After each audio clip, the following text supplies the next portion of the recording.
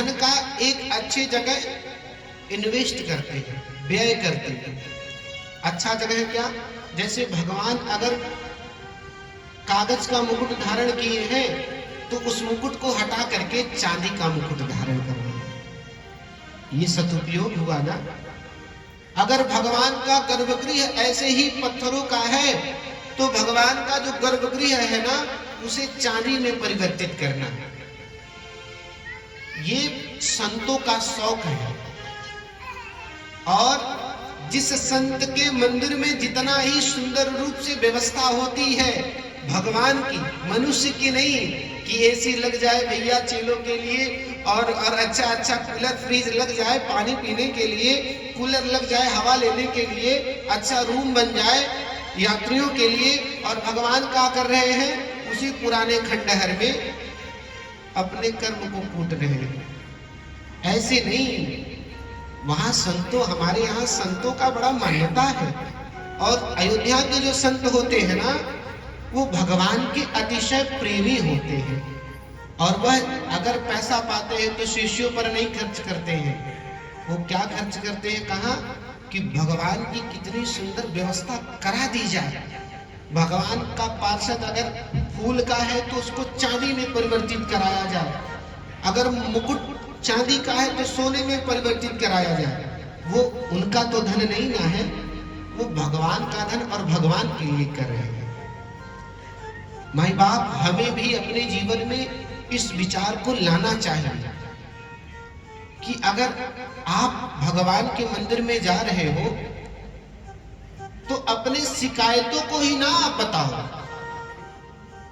आप भगवान का हालचाल भी तो लो, भगवान का कुशल क्षेम पूछो कि प्रभु आपकी दया है, आपकी कृपा है जो हमारा इतना सुंदर परिवार मिला है।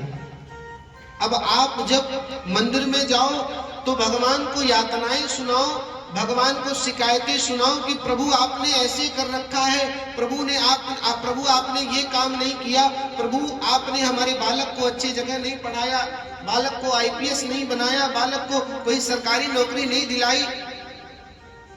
तो आप यातना के लिए ही जाते हैं, तो इससे अच्छा है मत जाइए। आप अगर यातना सुनाते हैं तो आपका भी कर्तव्य बनता है कि भगवान का भी कुशल क्षेम लेना। प्यारी मैया, आप बताओ, आपके बच्चे हैं, आप बच्चे के लिए खूब करती हैं कि हमारा बच्चा अच्छे से अच्छी जगह हो जाए और खूब खुश रहे, और वही बच्चा अगर आपका हाल चाल ना ले तो कैसा लगेगा? दुख होगा ना। इसी प्रकार जो भगवान है ना, भगवान हमारे माता पिता है, हमारे ही नहीं, भगवान जग के माता पिता हैं। अगर भगवान की कृपा दृष्टि आप पर बन रही है ना तो आपका भी दायित्व बनता है भगवान का कुशल क्षेम जानना, कुशल क्षेम रखना, पूछना। जैसे आप अपने मातृशक्तियों का, अपने माता पिता का सम्मान करते हो, हाल चाल लेते हो, ऐसे ही भगवान का भी हाल चाल लेना आपका कर्तव्य है, क्योंकि वही हमारे मातृ पितृ हैं। और एक बात और बताएं, जिस घर में मातृ शक्तियों का, अपने पूर्वजों का, अपने से बड़े ज्येष्ठ लोगों का सम्मान नहीं होता है ना, वह घर कभी बढ़ नहीं सकता है। ये शास्त्र कहता है कि जिस घर में हमारे माता और पिता का सेवा होता है, जिस घर में स्त्रियों का सम्मान होता है, प्यारी मैया, भगवान ने गीता जी में कहा, यत्र नार्यस्तु पूज्यन्ते रमन्ते तत्र देवता।